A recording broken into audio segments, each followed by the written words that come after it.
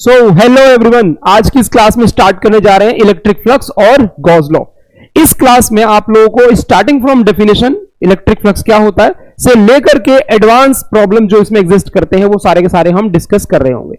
यहां पर बेसिक से स्टार्ट करके एडवांस प्रॉब्लम तक सारे के सारे कंसेप्ट एक ही क्लास में हम लोग डिस्कस करेंगे, जिससे क्या है कि आपको इसको बार बार पढ़ना ना पड़े। इसमें जो भी क्वेश्चन है वो सारे के सारे एक ही जगह में आपको डिस्कस करके दे दूंगा। इस क्लास के बाद जितने भी प्रॉब्लम आपके दिमाग में फ्लक्स से रिलेटेड होंगे वो सारे के सारे सॉल्व हो जाएंगे। चलो भाई, बिना किसी टाइम को वेस्ट किए स्टार्ट करते हैं। सबसे पहले स्टार्ट करूंगा मैं फ्रॉम द डेफिनेशन कि भाई इलेक्ट्रिक फ्लक्स होता क्या है। इलेक्ट्रिक फ्लक्स होता क्या है यहां से स्टार्ट करेंगे, ठीक है भाई। तो इसकी छोटी सी एक डेफिनेशन मैं आपको दे रहा हूं, वो डेफिनेशन नोट कर लो क्या है। It is basically a measure of it is a measure of number of electric field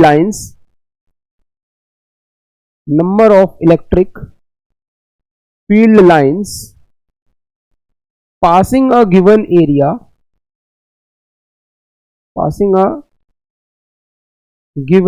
area normally। इसमें दो इंपॉर्टेंट बातें हैं जो आपको समझनी और याद रखनी है। It is a measure of, दूसरी बात एरिया को नॉर्मली क्रॉस करवाना है। समझना ध्यान से। जैसे मैं कहता हूं कि ये मेरे पास कोई एक एरिया एक प्लेन है, ये सर्कुलर प्लेन है, कोई इलेक्ट्रिक फील्ड लाइंस यहां से ऐसे गुजर रही है, ठीक है भाई। तो आप ध्यान से देखो, इस इलेक्ट्रिक फील्ड लाइन के दो कंपोनेंट एग्जिस्ट कर सकते हैं, एक अलोंग दिस डायरेक्शन एंड एक अलोंग दिस डायरेक्शन। हो सकता है ऐसा। तो अगर मैं इसके दो कंपोनेंट बनाऊं, लेट से ये कंपोनेंट बनाया मैंने, ये वाला एंगल थीटा मान लेता हूं, ई कॉस थीटा, और एक मैंने इसका कंपोनेंट बनाया ऐसे ई साइन थीटा। क्या बनाया? ई साइन थीटा। ये मैं एक वेक्टर बना रहा हूं। अगर लाइंस की बात करूं तो यहां पे लाइंस बहुत सारी होंगी, वो बहुत सारी ड्रॉ नहीं कर रहा, एक ही वेक्टर बना के मैं समझा रहा हूं। ये जो ई है ये इलेक्ट्रिक फील्ड को दिखा रही है, इसके दो कंपोनेंट मैंने बना दिए, ई कॉस थीटा, ई साइन थीटा। अब आप सोचो, मैं कह रहा हूं पासिंग मतलब क्रॉस करना है भाई। मैं कह रहा हूं कि लाइंस को क्या करना है? क्रॉस करना है। तो सोचो ये मेरा एरिया है, अगर कोई भी फील्ड लाइन ऐसे किसी एंगल पर इंक्लाइन इस पे इंसिडेंट हुई थी, इसके मैंने दो कंपोनेंट निकाल लिए, एक कंपोनेंट इसके पैरेलल आ रहा है, एक कंपोनेंट इसके 90 डिग्री पे जा रहा है। आप खुद सोचो, ये जो भाला है ये इस वाले कंपोनेंट से इसके आर पार जाएगा या इस वाले कंपोनेंट से आर पार जाएगा? तो भाई ये वाला जो कंपोनेंट है ये तो इसको चीर के आर पार निकल जाएगा, ये तो नहीं निकलेगा।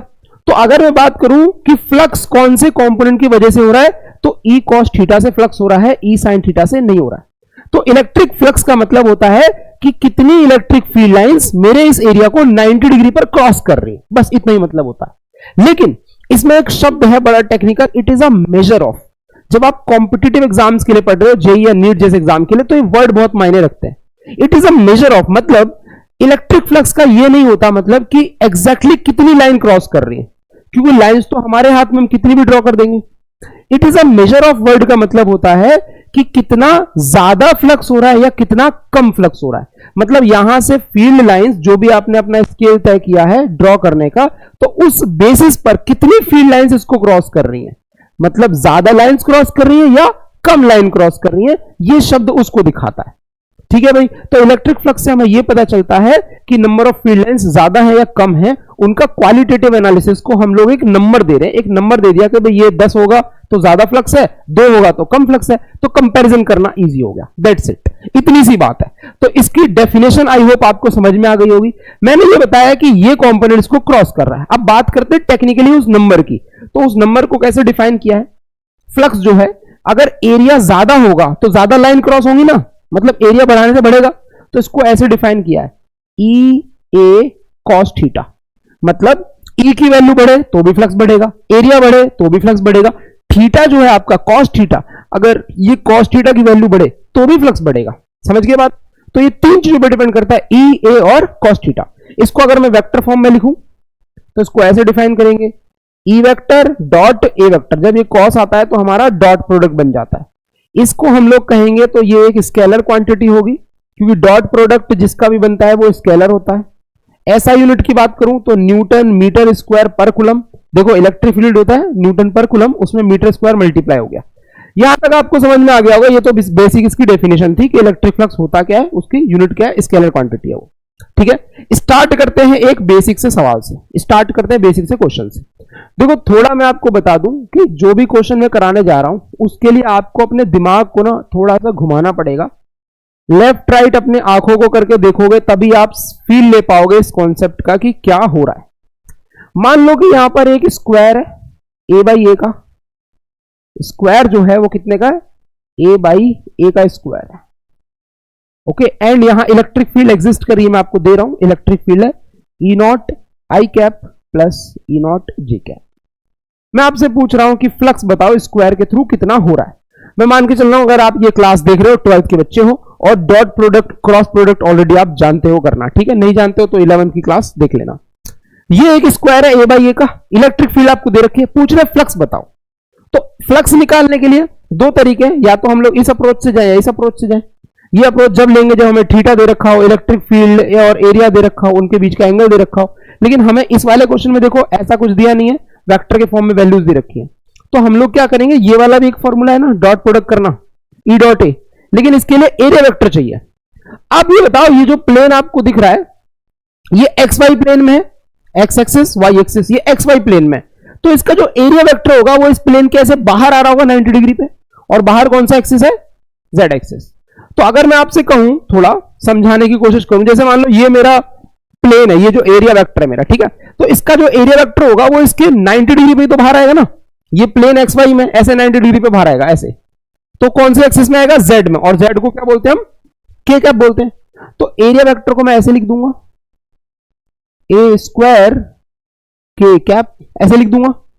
ई आपको दे रखा है, एरिया आपको पता चल गया है, फ्लक्स निकल जाएगा, कोई दिक्कत नहीं है, फ्लक्स आएगा E vector dot area vector. तो ई आपका हो गया E naught I cap plus E naught J cap, area vector आपका हो गया क्या, ए स्क्वायर के कैप।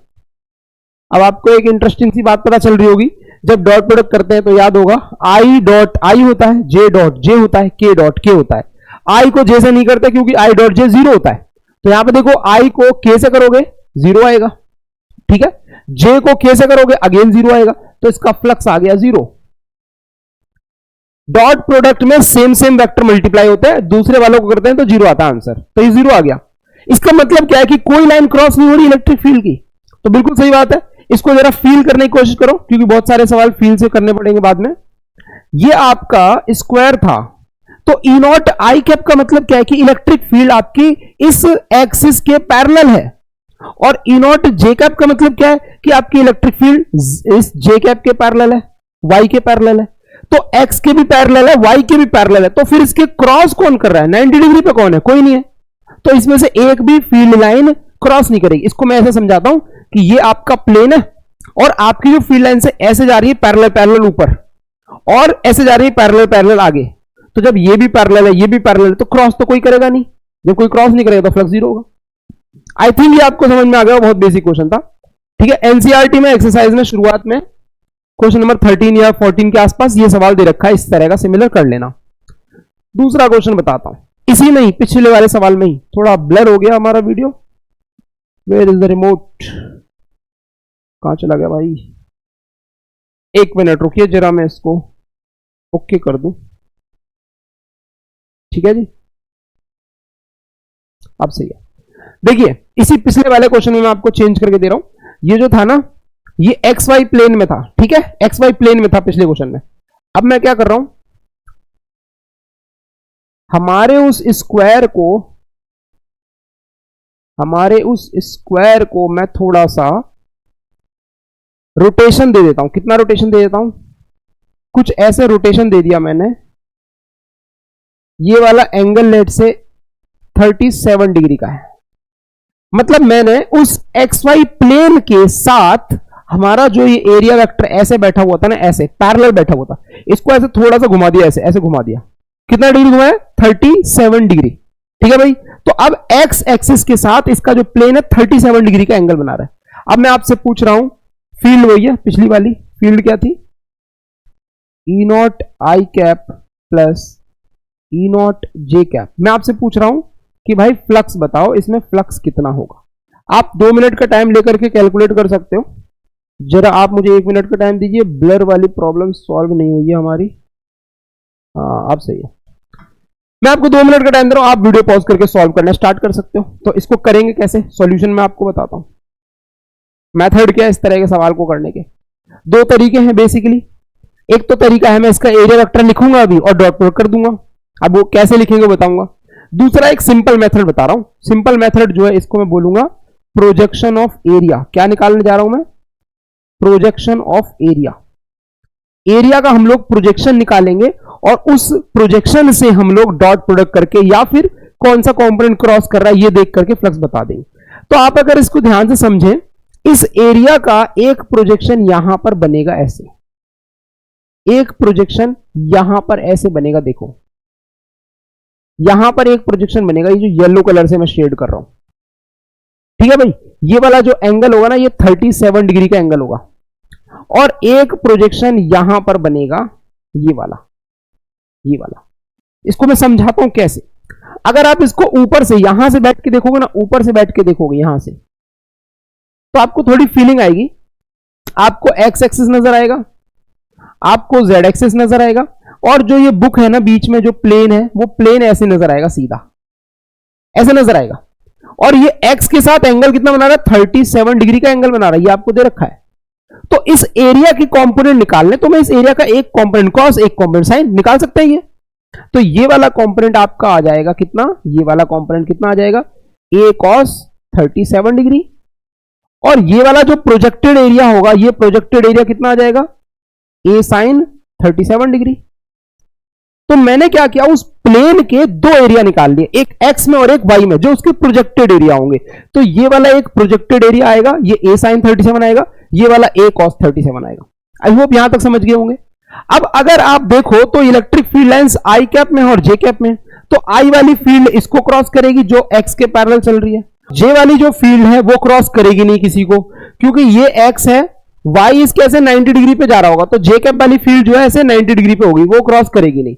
अब उसको कैसे पता लगाएं क्रॉस करेगी नहीं करेगी, तो उसके लिए समझो मैं आपको यहां पर एरिया वेक्टर लिख के दे देता हूं। एरिया वेक्टर क्या होगा, एरिया वेक्टर होगा ये वाला, ए साइन 37, साइन 37 3/5 होता है आई कैप, और ये वाला कितना होगा आपका, ए कॉस 37 यानी 4/5 ए। अब देखो इसके नॉर्मली होगा ना एरिया वेक्टर, नॉर्मली तो ये जा रहा है जेड एक्सिस के क्या, तो ये आपका एरिया वेक्टर बन के आ गया। ये एरिया वेक्टर है, इलेक्ट्रिक फील्ड वेक्टर क्या है, ये है। देखो आई डॉट आई तो हो जाएगा, लेकिन जे डॉट के करोगे तो वो तो 0 हो जाएगा। यस, इसका मतलब क्या हुआ कि जो एक्स वाली फील्ड है वो तो क्रॉस कर रही है, जो जे वाली फील्ड है, जे वाली तो इसके पैरेलल जा रही है ना, तो उसको क्रॉस ही नहीं कर रही।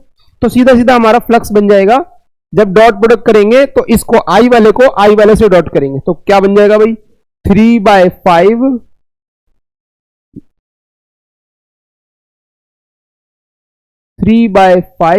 ए स्क्वायर, एरिया की जगह मैं ए स्क्वायर लिख दे रहा हूं, इंटू ये जो ई नॉट है वो, ये आपका आ जाएगा फ्लक्स।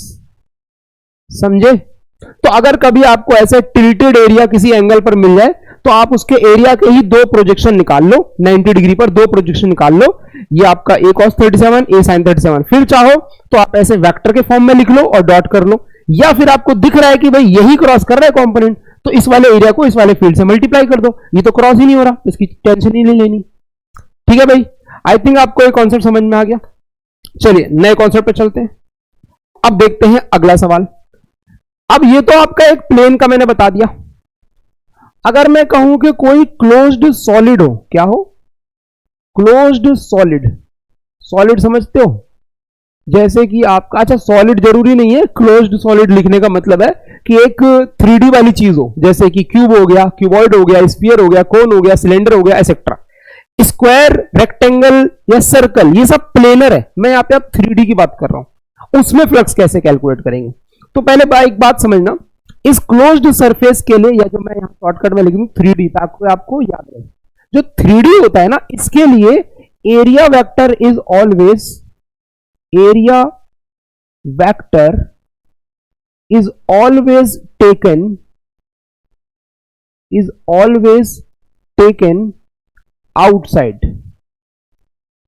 हमेशा जो एरिया वेक्टर होगा हमेशा वो बाहर की तरफ लिया जाएगा। जैसे मान लो ये क्यूब है, ओके, मैं कहता हूं कि एरिया वेक्टर बताओ किसी भी एक सरफेस का, लेट से इसका एरिया वेक्टर बताओ, तो इसका एरिया वेक्टर जो होगा वो आप बाहर की तरफ लेंगे। इसका एरिया वेक्टर बताओ तो कहां लेंगे? बाहर की तरफ लेंगे, कभी अंदर की तरफ नहीं लेना है, इसका बाहर की तरफ, इसका बाहर की तरफ, समझे? तो एरिया वेक्टर हमेशा जो क्यूब या सिलेंडर या जो स्फीयर होंगे उनका बाहर की तरफ लिया जाएगा, ठीक है? जो प्लेनर होते हैं, स्क्वायर, रेक्टेंगल, उसमें हमारी चॉइस होती है। जैसे इस वाले क्वेश्चन में मैंने एरिया वेक्टर लिखा था a sin 37 आई कैप में लिखा था, आप चाहो तो माइनस आई कैप में भी लिख सकते हो। एरिया वेक्टर आप इधर भी ले सकते हो, इधर भी ले सकते हो, वो आपकी चॉइस है। लेकिन हम लोग जब प्लेनर होता है तो हमेशा अलोंग द फील्ड ले लेते हैं, जिससे हमारा मैग्नीट्यूड सही आ जाए आंसर, ठीक है? अच्छा, अब हम लोग सॉलिड में समझ गए, इसमें तो रूल है कि बाहर ही लेना है। तो इसमें एक सवाल दे रहा हूं छोटा सा, एक क्वेश्चन है मेरे पास कि भाई ये एक क्यूब है मेरे पास जिसके एक्सिस के अलोंग एजेस रखे हुए पैरेलल में ऐसे, दिस इज ए क्यूब, और मैं कह रहा हूं कि यहां पर एक इलेक्ट्रिक फील्ड एग्जिस्ट करती है, वो है E naught I cap, constant field है हर जगह, और ये जो क्यूब है ये a बाई ए का है, हर जगह साइड इसकी a है। मैं आपसे पूछना चाहता हूं कि इस क्यूब में इनवर्ड फ्लक्स कितना हो रहा है, आउटवर्ड फ्लक्स कितना हो रहा है, और नेट फ्लक्स कितना हो रहा है। नेट समझते हो, टोटल फ्लक्स कितना हो रहा है। ये तीन चीजें मैं आपसे कह रहा हूं कैलकुलेट करके बताओ। तो अभी पहली बात समझना है, ये बेसिक क्वेश्चन में करा रहा हूं, धीरे धीरे क्वेश्चन का लेवल बढ़ता रहेगा, आपके होश उड़ते रहेंगे कि क्या हो रहा है। यहां पर इनवर्ड फ्लक्स की बात हो रही है। इनवर्ड फ्लक्स का मतलब क्या है कि भाई जो फील्ड लाइंस है ई नॉट आई कैप, इसका मतलब फील्ड लाइंस ऐसे जा रही हैं। इनवर्ड फ्लक्स का मतलब इस एरिया से वो अंदर आ रही है, यानी इस वाले एरिया का फ्लक्स बताओ। यहां से तो बाहर निकल रही है, तो जब आउट पूछा जाएगा तब यहां का फ्लक्स निकालेंगे। इनवर्ड फ्लक्स का मतलब वो वाले एरिया का फ्लक्स बताओ जहां से फील्ड अंदर एंटर कर रही है। तो आप जरा देखो ध्यान से, ये एक स्क्वायर है और इस स्क्वायर का जो एरिया है वो ए स्क्वायर के बराबर है, और वो ए स्क्वायर जो है देखो इस फील्ड के 90 डिग्री पर है, तो कॉस कंपोनेंट लेने की जरूरत नहीं पड़ेगी। तो हम लोग निकालेंगे फाई इनवर्ड, समझना ध्यान से जो मैं बता रहा हूं, फिर मैं रूल की तरह इसको रटवा दूंगा आपको। रूल की तरह रटने से पहले कंसेप्ट समझ लो। जो एरिया वेक्टर लिया जाएगा इसका, वो तो बाहर की तरफ लिया जाएगा, ए स्क्वायर इस दिशा में, लेकिन फील्ड जा रही है अंदर, फील्ड जा रही है ऐसे, तो दोनों में एंगल कितने का बन रहा है? देखो ध्यान से, एंगल बन रहा है 180। तो जब आप कंपोनेंट लोगे क्या बनेगा? ई नॉट ए स्क्वायर कॉस 180। ये तो है ना फ्लक्स का फॉर्मूला, ई ए कॉस थीटा। कॉस 180 होता है माइनस का 1, क्या होता है? माइनस का 1। तो यहां से एक रूल बना लो। क्या रूल बना लो? जब भी आप इनवर्ड फ्लक्स निकालोगे, कैसा फ्लक्स निकालोगे? इनवर्ड फ्लक्स, तो हमेशा वो नेगेटिव में आएगा। उसका बाय डिफॉल्ट नेचर यही है। क्यों? क्योंकि एरिया वेक्टर बाहर, और अगर आप इनवर्ड निकाल रहे हो तो फील्ड अंदर, हमेशा 180 बनेगा। तो इनवर्ड फ्लक्स हमेशा क्या होगा? नेगेटिव होगा, रट लेना है, ठीक है? दूसरा पॉइंट, दूसरा हमें निकालना था आउट फ्लक्स, आउटवर्ड। इस वाले एरिया को देखना, इस वाले एरिया को, ओके? फील्ड जा रही है बाहर, एरिया वेक्टर भी बाहर मानेंगे, तो एंगल 0 डिग्री बनेगा। तो आंसर आएगा E naught A square cos 0 degree. Cos 0 पे 1 होता है, तो आंसर आ गया ई नॉट ए स्क्वायर। ये आ गया। अब नेट फ्लक्स कैसे पता चले? तो नेट फ्लक्स निकालने का बहुत सिंपल तरीका है। नेट फ्लक्स है ये, फ्लिक्स नहीं है, ठीक है भाई? नेट फ्लक्स निकालने का बहुत बेसिक सा तरीका। क्या करना है? जितने भी फ्लक्स है सारे ऐड कर दो, phi in plus phi out. अगर मैं कहूं कि इस क्यूब में केवल इन्हीं दो फेसेस से फ्लक्स हो रहा है, अगर बाकियों से भी हो रहा होता तो सारे के सारे फेस का फ्लक्स निकालो और सबको ऐड कर दो, नेट फ्लक्स आ जाएगा। तो इनवर्ड है माइनस का ई नॉट ए स्क्वायर, आउटवर्ड है प्लस का ई नॉट ए स्क्वायर। तो देखो एक चीज प्लस है, एक माइनस है, दोनों बराबर है, 0 आ जाएगा। इसको आप डायरेक्टली बिना कैलकुलेशन के बता सकते हो। कैसे? अगर कोई फील्ड कांस्टेंट है, अगर कोई फील्ड क्या है? कांस्टेंट है, तो जितनी फील्ड अंदर एंट्री लेगी उतनी बाहर भी निकलेगी। कांस्टेंट फ्लक्स का मतलब क्या है कि फील्ड लाइंस जितनी अंदर गुजर रही है उतनी बाहर निकलेंगी। तो नेट फ्लक्स तो वैसे भी 0 होना था क्योंकि ये कांस्टेंट फील्ड थी, ठीक है भाई? चलिए इसको जल्दी से नोट कर लो, एक और क्वेश्चन करा रहा हूं। क्वेश्चन बाय क्वेश्चन लेवल को इंक्रीज करते रहेंगे हम लोग, ठीक है? चलो देखो, एक और क्वेश्चन करा रहा हूं। This is question number I think 4। This is our question number 4। इसमें हम लोग क्या करने जा रहे हैं? अभी मैं कांस्टेंट फील्ड का ही सवाल ले रहा हूं, धीरे धीरे आपके होश उड़ाएंगे। इसमें मैं आपको एक डायग्राम दे रहा हूं, कुछ इस तरीके से समझना।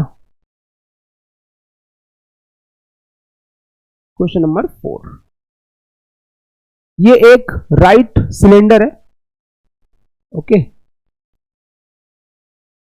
ओहो,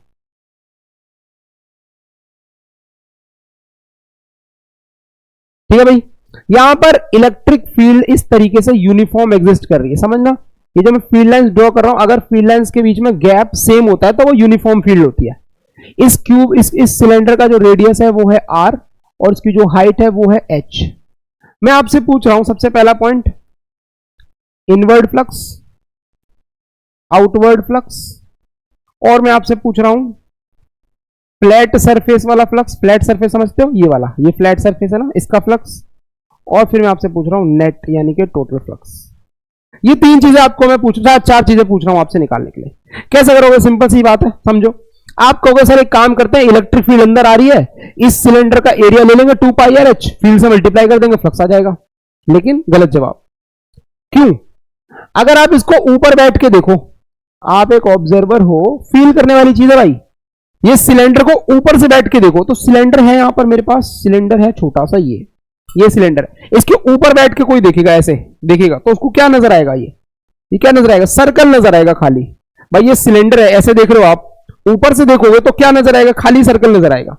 और फील्ड लाइंस कैसी नजर आएंगी? अगर आप ऊपर से देखोगे, this is your top view. क्या ये? टॉप व्यू, समझना, ऊपर से देख रहे हैं हम। ये जो फील्ड लाइंस आ रही है ना, ये फील्ड लाइन देखो कैसे जा रही है, ऐसे। अब थोड़ा फील करो क्या हो रहा है। ये फील्ड लाइन जो इसको हिट करने आ रही है, ध्यान से देखो कि जो यहां पर एक छोटा सा मैं एरिया एलिमेंट कंसीडर करूंगा, उस एरिया एलिमेंट का एरिया वेक्टर इस दिशा में जाएगा। ए वेक्टर, जो एरिया वेक्टर होता है, यहां पर जो मैं एरिया कंसीडर करूंगा उसका जो एरिया वेक्टर होगा वो इधर जाएगा। यहां जो एरिया वेक्टर हम लोग कंसीडर करेंगे वो इधर जाएगा। सब एरिया वेक्टर्स के एंगल ध्यान से देखो अलग अलग है। This is area vector. Area vector क्या होता है? उस प्लेन के 90 डिग्री पे वेक्टर बनता है, ठीक है। तो छोटे छोटे मैं एलिमेंट कंसीडर कर रहा हूं, छोटे छोटे, उन सभी के एंगल्स ये वाले क्या है? इलेक्ट्रिक फील्ड के साथ अलग अलग है। ये वाले एंगल्स क्या है? अलग अलग है। इसका मतलब हम लोग एरिया को इलेक्ट्रिक फील्ड से मल्टीप्लाई नहीं कर सकते। जो हमारा ये फॉर्मूला था ना, ई ए कॉस थीटा वाला, ये वाला फॉर्मूला कहां गया? ये वाला। ये कब काम आएगा? जब ये पूरा का पूरा प्लेन एक जैसा है। मतलब एरिया वेक्टर में यहां पे ड्रॉ करूं, यहां पे ड्रॉ करूं, यहां पे ड्रॉ करूं, वो एंगल सेम बनेगा, तब हम काम कर सकते हैं ई ए कॉस थीटा से। लेकिन अभी नहीं काम कर सकते। क्यों नहीं कर सकते? रीजन ये है कि हर जगह एरिया वेक्टर क्या है? अलग अलग। अब ऐसी सिचुएशन में क्या करते हैं? ऐसी सिचुएशन में हम लोग लेते हैं अगेन प्रोजेक्टेड एरिया की मदद। क्या लेते हैं? Projected area. कॉन्सेप्ट समझना, अभी थोड़ी देर पहले बताया था, वो यूज करूंगा। प्रोजेक्टेड एरिया का मतलब क्या है कि हम इसको अगर ऐसे दो हिस्सों में डिवाइड करके देख लें सिलेंडर को अपने, तो जितना भी फ्लक्स इस कर्व्ड सरफेस एरिया से एंटर करेगा, जो भी फील्ड लाइंस एंट्री लेंगी, वो सारी की सारी लाइंस इसी प्लेन से क्या होंगी? बाहर निकलेंगी। देखो इसी से बाहर निकलेंगी। जितना भी फ्लक्स यहां से एंट्री लेगा, सारा का सारा इस वाले एरिया से ही बाहर निकलेगा। और ये एक एरिया क्या है? ये एक प्लेन है, तो इसका एंगल हर वक्त सेम रहेगा। समझे? तो आप इस सिलेंडर को ऐसे समझो कि आपने इसको बीच में से काट के देखा, ऐसे ऐसे काटा इस तरीके से। तो जो भी फील्ड लाइंस इस एरिया को, इस रेक्टेंगल को क्रॉस करेंगी, वही आपका फ्लक्स इस कर्व्ड सरफेस एरिया से एंट्री लिया होगा। समझे? और वही फ्लक्स यहां से लीव करेगा, यहां से एग्जिट करेगा। तो आप सिर्फ इस बीच वाले रेक्टेंगल का फ्लक्स निकाल लो, वही आपका इनवर्ड, वही आपका आउटवर्ड है। तो आपका ये डायमीटर जो है वो कितना है? 2r। तो this is your 2r। Height आपकी h है, तो आपके रेक्टेंगल का एरिया हो गया 2r, हो गया लेंथ, लेंथ इंटू ब्रेथ। ये एरिया है। एरिया को फील्ड से मल्टीप्लाई किया, आपका बन गया फ्लक्स। लेकिन मैंने क्या बताया था? इनवर्ड फ्लक्स नेगेटिव होता है, तो इनवर्ड निकाल रहा हूं इसलिए माइनस लगा दूंगा। आउटवर्ड पूछूंगा तो क्या करोगे? यही आंसर रहेगा, लेकिन प्लस लगा दोगे। E naught into 2r into H. देखो आपका इनवर्ड आ गया, आउटवर्ड आ गया। फ्लैट, फ्लैट मतलब ये वाला। ये बताओ कि जो ये नीचे वाला फ्लैट सरफेस है, फील्ड लाइंस इसके पैरेलल जा रही है कि नहीं जा रही है? सारी की सारी ये जो लाइंस हैं, ये इस कर्व सरफेस एरिया को चीर के जा रही हैं। तो जो नीचे वो प्लेन है उसको तो क्रॉस नहीं करेंगे, तो पैरेलल पैरेलल चली जाएंगी, तो उसका फ्लक्स बाय डिफॉल्ट क्या हो जाएगा? 0 हो जाएगा। अब नेट कैसे निकालोगे? ये ऊपर वाले तीनों जोड़ दो, नेट फ्लक्स आ जाएगा। तो देखो ये वाला नेगेटिव में, ये वाला पॉजिटिव में, ये वाला वैसे भी जीरो है, तो तीनों को जोड़ोगे क्या आएगा, नेगेटिव पॉजिटिव मिलकर वैसे भी जीरो हो जाएंगे, और तीसरा तो जीरो है ही है। आई थिंक आपको ये कंसेप्ट समझ में आ गया। अगर ना आया हो ना तो आप लोग कमेंट से बता देना, जो लाइव क्लास लूंगा मैं उसमें डिस्कस कर लेंगे और डिटेल में, ठीक है। चलिए आगे बढ़ते हैं। अगर आपको वो कॉन्सेप्ट समझ में आ गया है तो मैं आपको ये क्वेश्चन देता हूं। ये दिस इज आर 4 क्वेश्चन, 4 नहीं 5 क्वेश्चन। ये समझो, ये आपका क्यू, ये आपका कोन है, right circular cone. This is your height h, this is your height h and this is your radius r। यहां से इलेक्ट्रिक फील्ड लाइंस आ रही हैं, यूनिफॉर्म फील्ड लाइंस। अभी मैं सारे क्वेश्चन यूनिफॉर्म फील्ड के करा रहा हूं, 10 मिनट के अंदर आपको वेरिएबल फील्ड कराऊंगा। ये यूनिफॉर्म फील्ड इधर से आ रही है। आपसे पूछ रहा हूं मैं, इनवर्ड फ्लक्स बताइए, आउटवर्ड फ्लक्स बताइए, फ्लैट सरफेस का फ्लक्स बताइए, और मैं आपसे पूछ रहा हूं कर्व्ड सरफेस नेट फ्लक्स बताइए, नेट टोटल फ्लक्स बताइए। क्या करोगे भाई, अगेन प्रोजेक्टेड एरिया का हेल्प ले लो, अगेन प्रोजेक्टेड एरिया की हेल्प से ट्राई करो इसको 2 मिनट के लिए, वीडियो पॉज करके। क्या हो सकता है, अगर मैं इसको बीच में से कट करके देखूंगा तो मुझे ऐसे नजर आएगा, ऐसे नजर आएगा, देखना।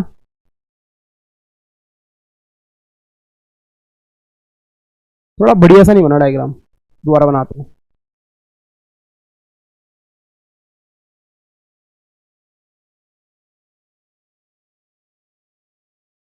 ऐसा कुछ नजर आएगा, है ना। तो जो भी फील्ड लाइंस यहां से इसको क्रॉस करेंगी कर्व सरफेस एरिया को, वो सारी की सारी इस ट्राइंगल को भेदते हुए जाएंगी, इस ट्राइंगल को क्रॉस करते हुए जाएंगी। तो जो ट्राइंगल है ध्यान से ऑब्जर्व करो, कुछ इस तरीके का बनेगा ना ट्राइंगल। ये जो डायमीटर होगा वो इसका बेस हो जाएगा, जो हाइट ऑफ द कोन है वो हाइट ऑफ द ट्राइंगल हो जाएगी। तो जो भी फ्लक्स यहां से अंदर एंट्री लेगा वो सारा इस ट्राइंगल को क्रॉस करेगा, ठीक है। तो ट्राइंगल का फ्लक्स निकाल दो, हाफ बेस इंटू हाइट। ये तो हो गया बेस, ये हो गया हाइट, डिवाइड में 2 कर दूंगा, हाफ बेस इंटू हाइट, ठीक है। ये एरिया हो गया, ओके, ये एरिया हो गया ट्राइंगल का। तो आपका फ्लक्स क्या हो जाएगा, इनवर्ड वाला, minus E not area, area क्या है, ये 2 से 2 उड़ गया, आर एच। आउटवर्ड फ्लक्स क्या हो जाएगा, प्लस का ई नॉट आर एच, क्योंकि इनवर्ड आउटवर्ड रहेगा तो बराबर मैग्नीट्यूड में, और नेट जो है आपका वो तो जीरो है ही है, वो तो हर बार जीरो, क्योंकि फील्ड में कांस्टेंट है, कांस्टेंट फील्ड में फ्लक्स नेट जीरो रहता है। अच्छा, फ्लैट वाले का वो क्या होगा, वो भी जीरो होगा, क्योंकि अगेन फील्ड लाइंस इसके पैरेलल पैरेलल जा रही है, तो फ्लैट वाले को तो क्रॉस ही नहीं कर रही। ये फील्ड लाइंस जो है वो पैरेलल जा रही है इस वाले प्लेन के, तो इसको तो कोई क्रॉस ही नहीं करेगा, तो फ्लक्स जीरो।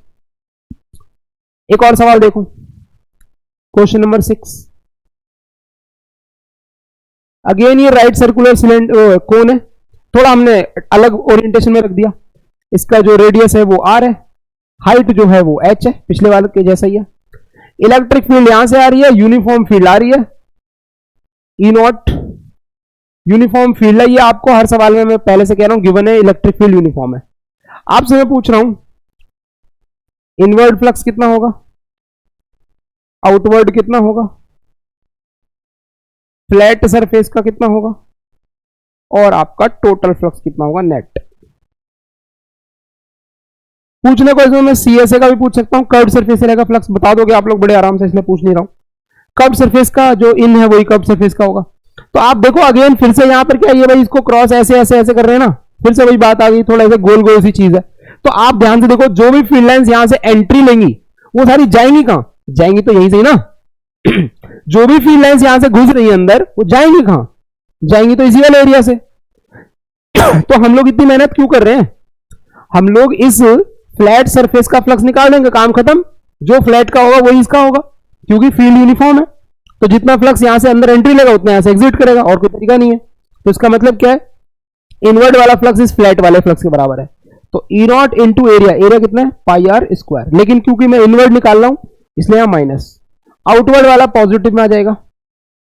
देखो जो आउटवर्ड फ्लक्स है वही फ्लैट सरफेस का भी फ्लक्स है भाई, फ्लैट सरफेस और आउटवर्ड फ्लक्स एक ही बात है ना, और नेट तो जीरो है ही है, ठीक है भाई। आई थिंक यहां तक आपको कंसेप्ट समझ में आ गया होगा।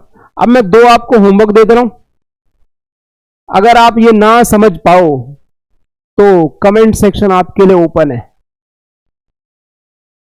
ये आपका हेमिस्फीयर है, यहां से यूनिफॉर्म फील्ड आ रही है। आपसे मैं पूछ रहा हूं इनवर्ड आउटवर्ड, ये क्वेश्चन सेम मेरा, इनवर्ड आउटवर्ड और नेट, इनवर्ड आउटवर्ड और नेट, ये तीन चीजें पूछ रहा हूं। अगर मैं इसी स्फीयर को ऐसे लिख दूं, इसका रेडियस आर है, फील्ड लाइंस इधर से आ रही हैं, यूनिफॉर्म इलेक्ट्रिक फील्ड है, और मैं आपसे पूछ रहा हूं इनवर्ड आउटवर्ड और फ्लैट सरफेस का नेट टोटल फ्लक्स है वो कितना है, ये आपको तीन चीजें बतानी है। बता दोगे बड़े आराम से, मुझे पूरा यकीन है तुम्हारे ऊपर। इसमें थोड़ा सा हो सकता है झोल हो जाए आपके साथ, ठीक है भाई। कांस्टेंट फील्ड आपको समझ में आ गई। अब हम बात करते हैं किसकी, वेरिएबल फील्ड की। तो वेरिएबल फील्ड होगा तब क्या होगा, एक क्वेश्चन कराऊंगा इस पर,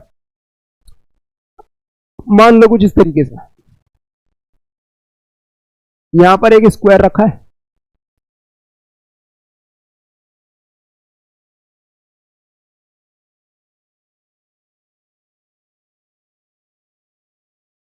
यहां पर ऐसे करके स्क्वायर रखा है, ठीक है भाई। ए बाई ए का स्क्वायर है, हर जगह कांस्टेंट इसका होगा, एज लेंथ सेम होगा हर जगह, ए बाई ए का है सब जगह। इलेक्ट्रिक फील्ड जो यहां पर एग्जिस्ट कर रही है, ई एक्स में एग्जिस्ट कर रही है, वो दे रखी है अल्फा एक्स स्क्वायर। देखो कुछ भी दे सकते हैं फंक्शन, तो मैं आपको समझाने के लिए अल्फा एक्स स्क्वायर ले रहा हूं। एनसीईआरटी के अंदर अल्फा एक्स की पावर 1/2 दे रखा है, तो समझाने के लिए मैं अल्फा एक्स स्क्वायर ले रहा हूं। कुछ भी गिवन हो सकता है, बोर्ड में भी और जेई में भी बहुत सारे सवाल भरे पड़े हैं, पीवाईक्यू की बुक निकाल लेना, पता चल जाएगा। तो ये इलेक्ट्रिक फील्ड मैंने आपको दे दी। मैं आपसे पूछ रहा हूं फ्लक्स बताओ, कौन सा फ्लक्स, टोटल फ्लक्स। मैं आपसे क्या पूछ रहा हूं, नेट फ्लक्स बताओ कि इस क्यूब में टोटल कितना फ्लक्स हो रहा है, ये मैं आपसे पूछ रहा हूं। क्या तरीका है भाई, बहुत सिंपल है, इनवर्ड निकालेंगे, आउटवर्ड निकालेंगे, माइनस कर देंगे, ठीक है भाई। इनवर्ड कौन से फेस से आएगा,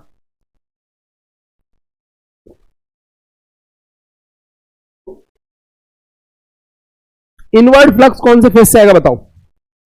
इस वाले देखो आई कैप में जा रही है ना फील्ड, ऐसे जा रही है, इलेक्ट्रिक फील्ड ऐसे जा रही है, तो इसका मतलब यहां से फ्लक्स जाएगा अंदर और यहां से जाएगा बाहर।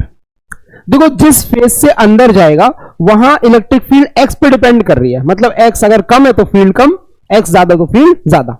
तो ये बताओ इस वाले फेस का ये जो एक्स कोऑर्डिनेट है वो कितना है। ओ सॉरी, ये तो मैं आपको गिवन करना ही भूल गया, ये डिस्टेंस ए है, ये आपको गिवन है, क्वेश्चन में दे रखा है। तो आपका जो एक्स कोऑर्डिनेट है वो ए के बराबर है पहले वाले फेस के लिए, इसको मैं नाम दे रहा हूं फेस 1, इसको मैं नाम दे रहा हूं फेस 2। तो फ्लक्स 1 निकालूंगा तो क्या आएगा, इलेक्ट्रिक फील्ड मल्टीप्लाई में एरिया, क्योंकि ये इनवर्ड फ्लक्स है इसलिए माइनस भी आएगा। अब इलेक्ट्रिक फील्ड आएगी अल्फा एक्स, एक्स की जगह पर यहां का एक्स कोऑर्डिनेट आ जाएगा ए का स्क्वायर, और एरिया हमारा वैसे भी ए स्क्वायर है, तो आ जाएगा माइनस अल्फा ए की पावर 4। ये आ गया फाई 1। फाई 2 निकालते हैं, फाई 2 कैसे निकलेगा, यहां का फ्लक्स, इलेक्ट्रिक फील्ड इनटू में एरिया। इलेक्ट्रिक फील्ड क्या होगी, इस वाले सरफेस का एक्स कोऑर्डिनेट कितना है, ओरिजिन से देखो यहां से लेके यहां तक की दूरी कितनी है, यहां ओरिजिन से देखो यहां से लेके यहां तक, ये वाला डिस्टेंस ए है, ये वाला डिस्टेंस ए है, तो कितना हो गया 2a। तो जो x है ना, ये x की जगह पर 2a रखा जाएगा, अल्फा 2a का होल स्क्वायर, और मल्टीप्लाई कर देंगे एरिया से, तो हमारा आंसर आ जाएगा 4 अल्फा a की पावर 4। ये आपका आ गया आउटवर्ड फ्लक्स। देखो इनवर्ड फ्लक्स आपके सामने, आउटवर्ड फ्लक्स आपके सामने, तो नेट कैसे निकालोगे, फाई 1 प्लस फाई 2, तो माइनस का अल्फा a की पावर 4 प्लस 4 अल्फा a की पावर 4 ऐड कर दो तो आ जाएगा 3 अल्फा a की पावर 4। ये आपका आ गया नेट इलेक्ट्रिक फ्लक्स। ये क्या आ गया, net electric flux. I hope ये कॉन्सेप्ट आपको समझ में आ गया, बहुत सिंपल सी चीज थी। हमने क्या किया है, यहां पर इलेक्ट्रिक फील्ड को वेरिएबल ले लिया है, तो जिस जगह पर आप फील्ड निकाल रहे हो उस जगह का एक्स कोऑर्डिनेट यहां रखना पड़ेगा। यहां पर अगर फील्ड चाहिए तो यहां का एक्स कोऑर्डिनेट रखना पड़ेगा, तो हमने अलग अलग एक्स कोऑर्डिनेट यहां रखा तो अलग अलग फील्ड आई, इसका मतलब फ्लक्स अलग अलग आ गया। ठीक है भाई। तो अभी तक हमने क्या समझा है, अभी तक हमने समझा है इलेक्ट्रिक फ्लक्स क्या होता है, प्लेनर सरफेस में कैसे करते हैं, क्लोज सरफेस में कैसे करते हैं, वेरिएबल हो तो कैसे करते हैं, कांस्टेंट हो तो कैसे करते हैं। अब सबसे इंपॉर्टेंट, इन सभी में जो सबसे इंपॉर्टेंट चीज है, यूं समझिए इस पूरे कॉन्सेप्ट का जो राजा है वो है हमारा गॉस लॉ। गॉस लॉ की हेल्प से बहुत सारी चीजें करी जाएंगी, ठीक है, जो 1 घंटे की क्लास में हम कवर भी नहीं कर सकते, इतनी सारी चीजें। तो अभी गॉस लॉ में फ्लक्स से रिलेटेड जो बता रहा हूं उसमें क्या है, गॉस लॉ पहली बात कहता क्या ये समझ लेते हैं ब्रीफ में। गॉस लॉ कहता है किसी भी क्लोज सरफेस से जो नेट फ्लक्स होगा, किसके बारे में कह रहा है, इंपॉर्टेंट बात, ये हमने देखो phi1 निकाला इनवर्ड, ये निकाला आउटवर्ड और ये निकाला नेट। तो सबसे इंपॉर्टेंट गॉस लॉ किसके बारे में बात कर रहा है? गॉस लॉ बात कर रहा है नेट फ्लक्स के बारे में। इनवर्ड आउटवर्ड की नहीं कह रहा है ये कहता है कि भाई नेट फ्लक्स जो होगा ना किसी भी क्लोज्ड सरफेस से, वो enclosed charge divided by epsilon not के इक्वल होगा। किसके बारे में बता रहा है ये? Enclosed charge divided by epsilon not होगा हमारा नेट इलेक्ट्रिक फ्लक्स। एक मिनट रुकिए जरा, ये फोकस वाली प्रॉब्लम आज पता नहीं क्यों आ रही है। हाँ देखो, तो गॉस लॉ के बारे में बता रहा था। गॉस लॉ कहता है नेट फ्लक्स हमारा charge enclose upon epsilon not के इक्वल होगा। अब आपको मैं फ्लक्स की बात बता दूं, फ्लक्स जो है हमारा वो तो ई डॉट ए होता है ना। अगर मैं छोटा सा एलिमेंट लूं तो उसको ऐसे लिखूंगा, E vector dot D A vector या डी एस वेक्टर, जो भी आपकी सुविधा है लिख लो, Q enclosed divided by epsilon naught. इसमें इंपॉर्टेंट बातें समझते हैं। ये जो ई है, ये ई क्या है? जैसे कोई ऐसे क्लोज सरफेस है, यहां पर एक चार्ज रखा है Q1, यहां रखा है Q2, और इस जगह पर कहीं एक इस जगह पर हम लोगों ने DA छोटा सा ये एलिमेंट लिया है एरिया, और उसमें से जो फ्लक्स हो रहा है जैसे E ऐसे क्रॉस कर रहा है E, तो इस E का डॉट करेंगे एरिया वेक्टर के साथ यहां पर और फिर इंटीग्रेट कर देंगे तो टोटल फ्लक्स आ जाएगा। तो यहां जो ये E लिया है, ये E किसकी वजह से? E is due to enclosed charges as well as charges outside the surface। मतलब जो यहां E डॉट DA में E है, वो E अंदर वाले चार्जेस की वजह से और बाहर वाले चार्जेस की वजह से मिला के है, टोटल है। लेकिन जो यहां पर Q है, ये केवल और केवल एनक्लोज्ड अंदर वाले चार्जेस, बाहर वाले नहीं है, ओनली एनक्लोज्ड चार्जेस। जब आप लोग इलेक्ट्रिक फ्लक्स निकालेंगे, E डॉट DA करेंगे, तो यहां E होगा वो नेट इलेक्ट्रिक फील्ड होगी because of inward as well as outside charges. लेकिन जो आप Q enclosed upon epsilon not use करेंगे, तो Q जो होगा वो केवल अंदर वाले चार्जेस को लेना है, बाहर वालों को नहीं लेना है। अब आप पूछेंगे सर ऐसा क्यों? जब पूछोगे तब बता दूंगा, ठीक है? कमेंट से पूछना, तब इसको डिस्कस करेंगे शॉर्ट वीडियो में अलग से। अभी हम लोग बात करते हैं कि इस फॉर्मूले का यूज कैसे किया जाएगा। तो बेसिक क्वेश्चन से शुरू करते हैं। सबसे पहले मैं कहता हूं मेरे पास एक यूनिफॉर्म क्यूब है इस प्रकार से। क्लास के अंदर बहुत तगड़ा क्वेश्चन कराऊंगा, ध्यान रखना भाई। ये मैं कह रहा हूं ये क्यूब है। इस क्यूब के बॉडी सेंटर पे यहां पर एक चार्ज रखा है Q। कितना चार्ज है? Q बॉडी सेंटर पे रखा है क्यूब के। जैसे ये कमरा है ना, इस कमरे का बिल्कुल बीचों बीच यहां पे रखा है ऐसे। तो आपसे कह रहे हैं इसमें नेट फ्लक्स बताइए कितना होगा। अब आप सोचेंगे सर इलेक्ट्रिक फील्ड निकालते हैं KQ/R², फिर एरिया निकालते हैं, मल्टीप्लाई करते हैं, ऐसे वैसे करके निकाल लेंगे। नहीं, हमें गॉस लॉ का यूज करना है। बहुत सिंपल सी चीज है, Q enclose upon epsilon not. आप ये बताइए कि सारा का सारा चार्ज क्यूब के अंदर है कि नहीं है? है, बिल्कुल है। तो आप क्या करोगे भाई, जो आपका नेट फ्लक्स है enclosed charge divided by epsilon not, हो गया आंसर। बस दिस इज योर आंसर, ये हो गया, खत्म। समझ गए? एनक्लोज्ड चार्ज कितना है? Divided by epsilon not. लेकिन अगर मैं इसी में ये पूछ लूं आपसे, मैं आपसे कहूं फ्लक्स थ्रू ईच फेस, हर एक फेस का बताइए, हर एक फेस का इलेक्ट्रिक फ्लक्स बताइए, तब आप क्या करोगे? हर एक फेस का बताइए। तो आप ये कहेंगे सर चार्ज तो बॉडी सेंटर पे है। चार्ज कहां पर है? बॉडी सेंटर पे है। तो होगा क्या कि ये वाली डिस्टेंस, ये वाली डिस्टेंस, ये वाली डिस्टेंस, ये वाली डिस्टेंस सब क्या है? बिल्कुल इक्वल है। इसका मतलब हर फेस से जो फ्लक्स हो रहा है वो बराबर है। अगर हर फेस से फ्लक्स बराबर हो रहा है, flux through each surface is equal, हर जगह से बराबर हो रहा है, तो टोटल फेस कितने? 6। कितने फेस हैं? 6 फेस हैं। तो हर एक का अगर मैं 5 मान लूं तो 6 फेस का 6 हो गया, और 6 मिला जुला के तो टोटल फ्लक्स के बराबर आ जाएगा ना भाई। जितनी फील्ड लाइंस इस वाले फेस से क्रॉस करेंगी, उतनी फील्ड लाइंस ऊपर वाले से क्रॉस करेंगी, उतनी साइड वाले से करेंगी, क्योंकि सबके सब बराबर दूरी पे है। तो इसका मतलब क्या हुआ हमारा? ये आ गया फाई का value, phi net divided by 6, और फाई नेट हम ऑलरेडी निकाल चुके हैं। फाई नेट कितना है? Q bye epsilon not, sorry ये 6 लिखना था यहां पर। फाई नेट कितना है? Q बाय एप्सिलॉन नॉट, तो यहां पर आ जाएगा Q बाय 6 एप्सिलॉन नॉट। ये आ गया हर एक फेस का नेट फ्लक्स। समझ गए बात को? आप लोग बात को समझ चुके होंगे अब तक।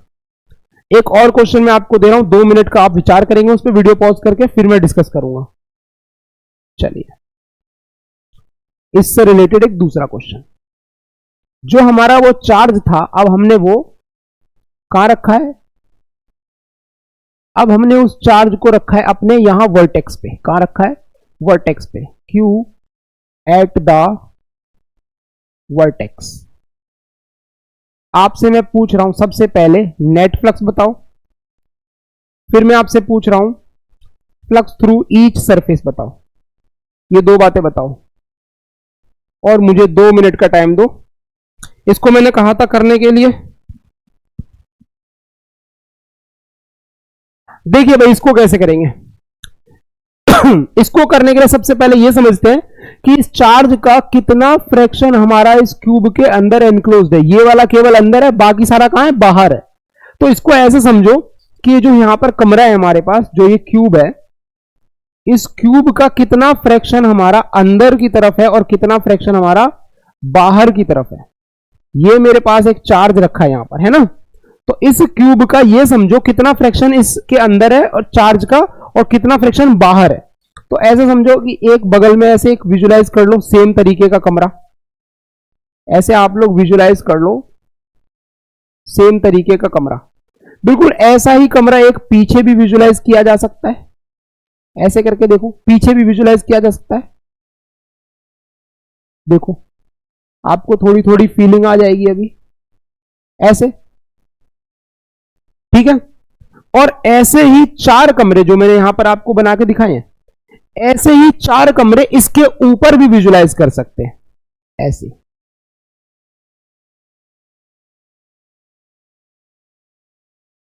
देखो 4 कमरे ऐसे ऊपर भी विजुलाइज किए जा सकते हैं, जैसे मैं यहां ड्रॉ कर रहा हूं। थोड़ा ये डायग्राम गड़बड़ हो गया हमारा। टन टन टन टन, कुछ इस प्रकार से, ठीक है भाई? तो ऐसे आप लोग अगर इसको देखोगे ध्यान से, ये आगे वाले मैं ड्रॉ नहीं कर रहा हूं, डायग्राम बहुत खराब हो जाएगा। ये जो चार्ज है हमारा, ये चार्ज कितने कमरों में शेयर हो रहा है? कितने कमरों में शेयर हो रहा है? 1, इसके पीछे 2, 3, 4 और 4 ऊपर। 4 ऊपर कमरे, 4 नीचे कमरे इस चार्ज को पूरी तरह से एनक्लोज कर रहे हैं।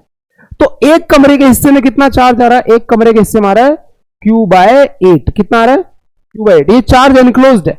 इसको एप्सिलॉन नॉट से डिवाइड करोगे तो आपका नेट इलेक्ट्रिक फ्लक्स निकल के आ जाएगा। ये आ गया आपका नेट इलेक्ट्रिक फ्लक्स। अब मैं पूछ रहा हूं ईच सरफेस का बताओ। कहां से पूछ रहा हूं मैं? Through each surface. यहां ईच लिखना भूल गया मैं। फ्लक्स थ्रू ईच सरफेस बताओ। तो ऐसे में क्या करोगे, ये जो आपका क्यूब है इसको आप थोड़ा सा विजुलाइज करेंगे ना अच्छे से तो समझ में आएगा। यहां पर मेरे पास चार्ज बैठा हुआ है, तो जो भी फेस इस चार्ज के कांटेक्ट में टच कर रहा है उसमें से कोई फ्लक्स नहीं होगा। क्यों? क्योंकि सारी फील्ड लाइन उसके एरिया के पैरेलल जाएंगी। यहां पर फील्ड लाइंस पैरेलल जाएंगी, इसको क्रॉस नहीं कर सकती। ये समझिए जैसे ये मेरे पास प्लेन है, कोई चार्ज यहां पे बैठा हो तो उसकी फील्ड लाइंस या तो ऐसे बाहर चली जाएंगी, ऐसे अंदर चली जाएंगी। इसको क्रॉस कैसे करेंगे? इसके तो पैरेलल पैरेलल जाएंगी या फिर ऐसे बाहर रहेंगी, अंदर इसके जा ही नहीं सकती। इसके या तो ऐसे बाहर बाहर रहेंगी या फिर इसके पैरेलल पैरेलल रहेंगी, तो इसको क्रॉस नहीं कर सकती। तो जो भी चार्ज हमारा कांटेक्ट में है इस वॉल के, जो भी हमारा ये वॉल इस चार्ज के कांटेक्ट में, उस वॉल से कोई फ्लक्स नहीं होगा। तो हमारा इस वाले वॉल से, मैं नाम दे रहा हूं ए बी सी डी, पीछे वाले को नाम दे रहा हूं ई और आगे वाले को नाम दे रहा हूं एफ। तो हमारे यहां पर 3 फेस हैं, ए और आपका है बी और आपका है ई। ये तीनों हमारे चार्ज से चिपके हुए कांटेक्ट में। तो जो जो फेस हमारे चार्जेस से चिपके हुए हैं उनमें से फ्लक्स 0 होगा, जो इसके दूर है थोड़ा उनसे फ्लक्स होगा और इक्वल होगा। रीजन? क्योंकि वो सब बराबर दूरी पर है, आइडेंटिकल सिचुएशन में, आइडेंटिकल कंडीशन में। तो सी, एफ और डी इन तीनों से बराबर का फ्लक्स होगा। कितना होगा हमारा? जो भी हमारा नेट फ्लक्स है उसका 1/3 कर दो, 1/3। 1/3 क्यों?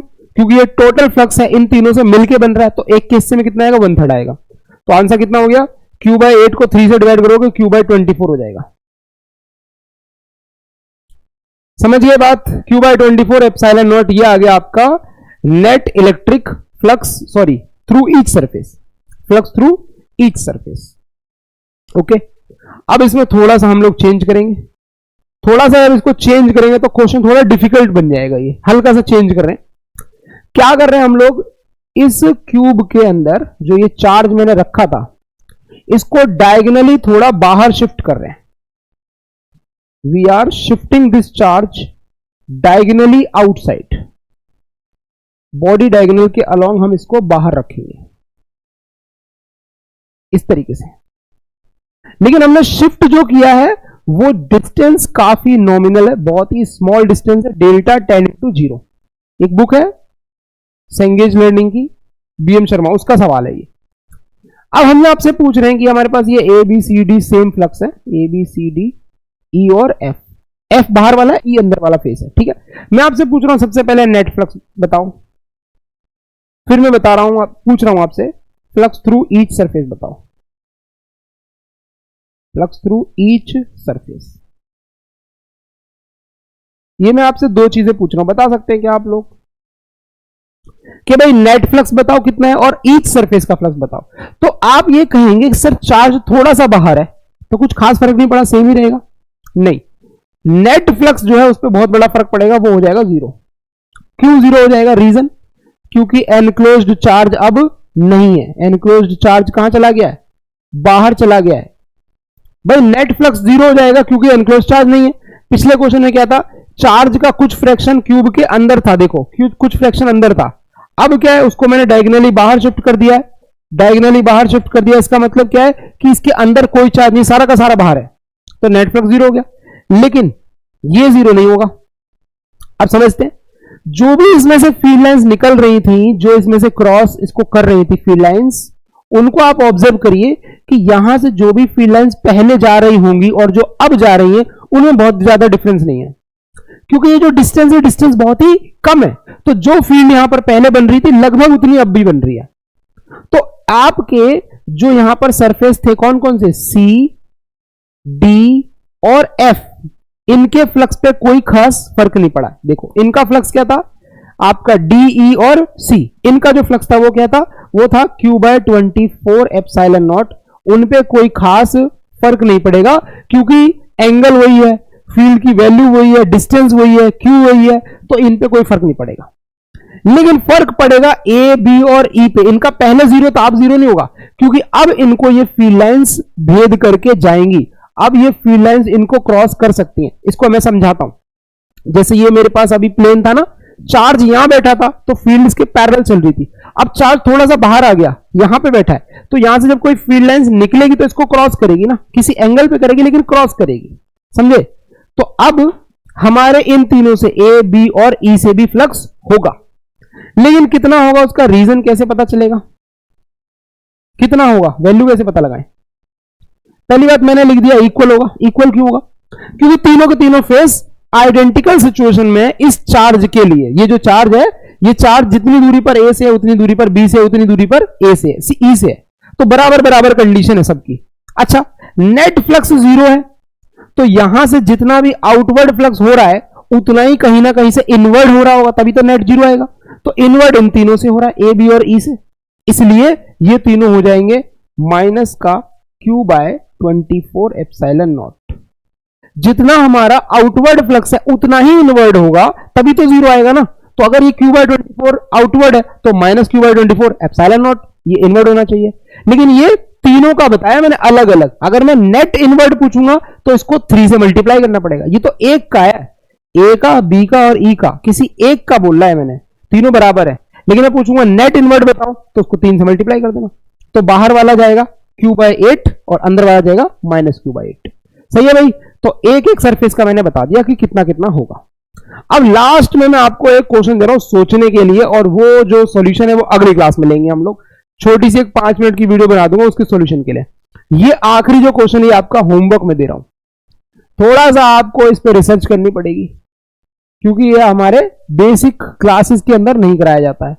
चार्ज है इस कोन के एपेक्स पे रखा है, कोन के वर्टेक्स पे रखा है। कोन का ये जो रेडियस है ये है r और ये जो हाइट है वो है h। मैं आपसे पूछ रहा हूं कि भाई नेट फ्लक्स कितना होगा, और भाई कर्व्ड सरफेस एरिया से फ्लक्स कितना होगा, और भाई फ्लैट सरफेस एरिया से फ्लक्स कितना होगा, ये आपको बताना है। अभी आज ही की क्लास में मैं डिस्कस कर लेता इसको, लेकिन क्लास थोड़ी हमारी लंबी हो गई है। इसका आपको आंसर बताना है अपने कमेंट्स में, अगर आ जाता है, नहीं तो मैं अगली क्लास में शॉर्ट वीडियो में इसको डिस्कस कर लूंगा। Till then see you, bye bye. और ये जो टॉपिक है इस पर आप पीवाईक्यूज कर लो किसी ना किसी बुक से, तो आपका ये टॉपिक कंप्लीट हो जाएगा।